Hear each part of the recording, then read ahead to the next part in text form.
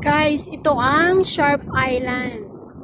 Ayan, ang layo ng narating ko, no? Talagang pinagsikapan ko to guys, tong vlog ko na to. Kaya pag napunta kayo dito sa Hong Kong, punta kayo dito.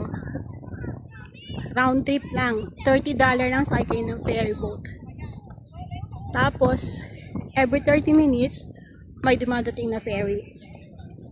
Ayan. Napakaganda guys, sulit. Masarap pa magbiyahe. Ito ang Sharp Islands. Dami oh. Talagang dinadayo siya. Tapos, pagdating nyo dun sa pier, ang dami na dun makakainan. Kaya hindi kayo magugutom guys. Ayan. Kaya lang mag-ingat kayo. Maraming bato ang lalaki.